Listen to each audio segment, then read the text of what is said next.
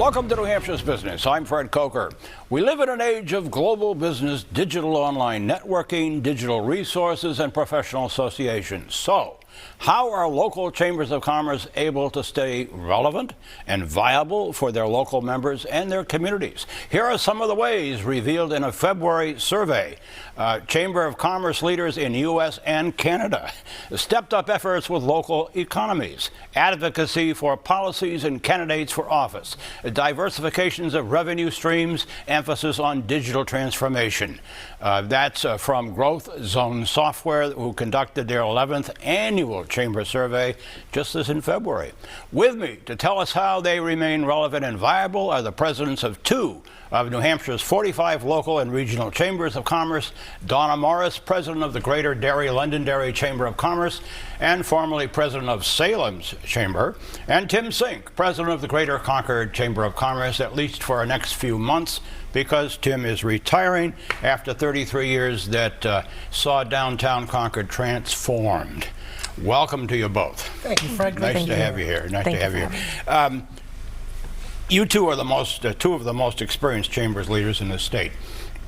So I have to think your chambers are doing most, if not all, of the items that we just put up on that survey in order to stay viable and to grow your membership, especially in this unpredictable year.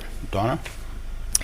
Yes, indeed. I think that relevancy starts with how much you put into it, and it begins at the local level. Yeah. So I think that's true throughout. Tim, what about that? I mean, times change, and you have to change with them in order to be relevant. Absolutely.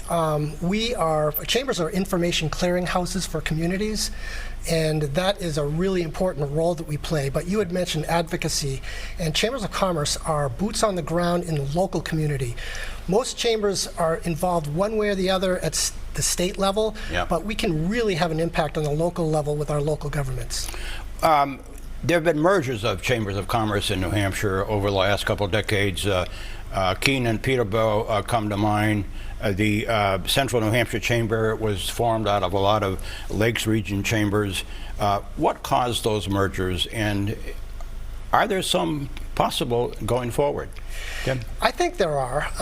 What causes them is usually you need critical mass to have a chamber. No membership, no mission.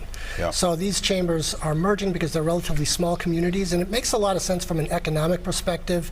But there are challenges, and I've been around, you mentioned 33 years, I've been around long enough to watch some of the mergers take place, and they're not always successful. They're usually a community that feels like they're being left out sometimes, and that's fairly common in these mergers. Donna, you've got Derry Londonderry, but that's been the case from the beginning, right? Yep, we represent 8 communities, but I think what more important than merging with another chamber sometimes is looking at what you might be able to partner with. For example, we have the same governor. So instead of having the governor down at one chamber and then the chamber next door, you partner on those types of events.